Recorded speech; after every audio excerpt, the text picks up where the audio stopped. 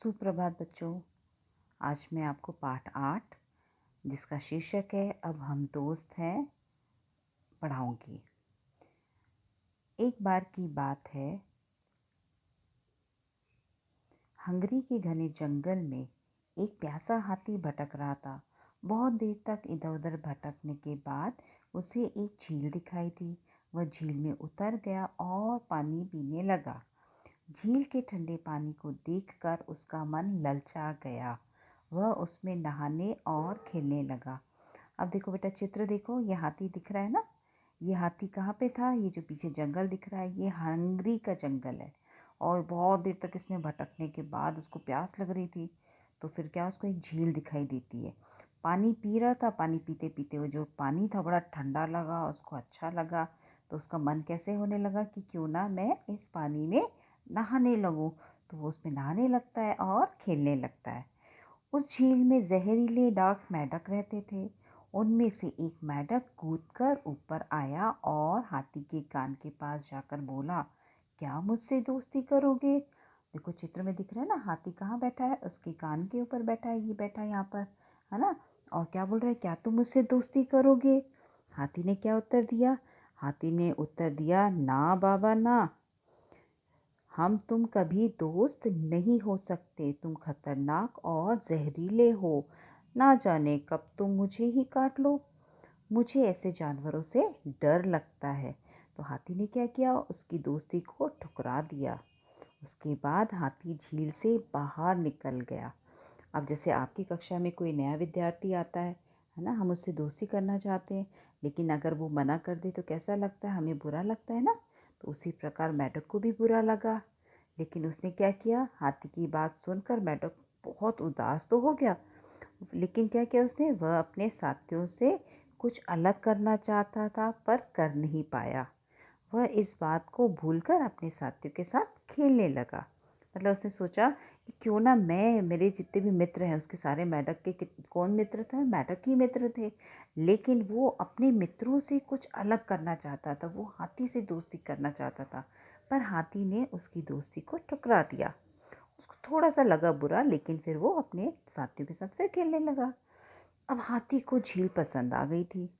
उसमें बहुत पानी था, उस जिसमें वो आराम से तो नहीं पर ध्यान से खेल सकता था। मतलब ऐसा था, पानी देखो चित्र में दिख रहा है आपको, पहले वाले चित्र में भी आपने देखा था कि जो पानी है कहाँ तक है? पैर तक है। पूरा वो उसमें डूब नहीं रहा है, लेकिन क्योंकि पानी ठंडा है, बहुत अच्छा है, इसलिए वो फिर से दोबारा झील के पास आ गया। और क्या करने लगा? वो फिर से पानी के अंदर गया हाथी, और वो फिर से पीने लगा और नहाने लगा।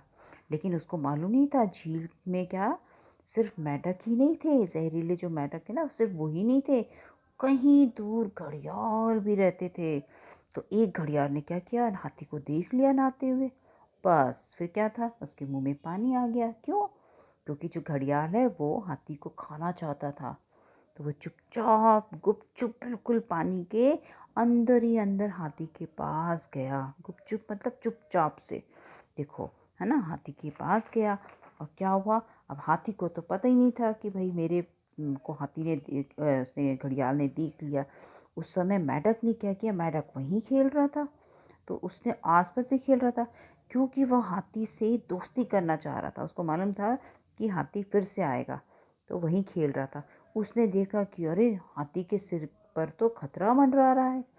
वह जल्दी से घड़ियाल के सामने पहुंचा। देखो ये आपका जो चित्र बना है, इसमें आपको दिखेगा कि देखो ये कैसे डांट रहा है इसको। ये देखो, एकदम से घड़ियाल के पास पहुंचा और ये रहा हाथी, है ना। हाथी को कुछ पता नहीं, हाथी डरा हुआ बैठा हुआ है।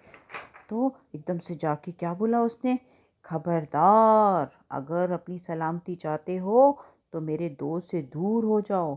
मैं और मेरे साथी तुम्हारी कोमल खाल को काट लेंगे और थोड़ी देर में ही तुम मर जाओगे। मेरे दोस्त की तरफ कभी आंख उठाकर भी मत देखना।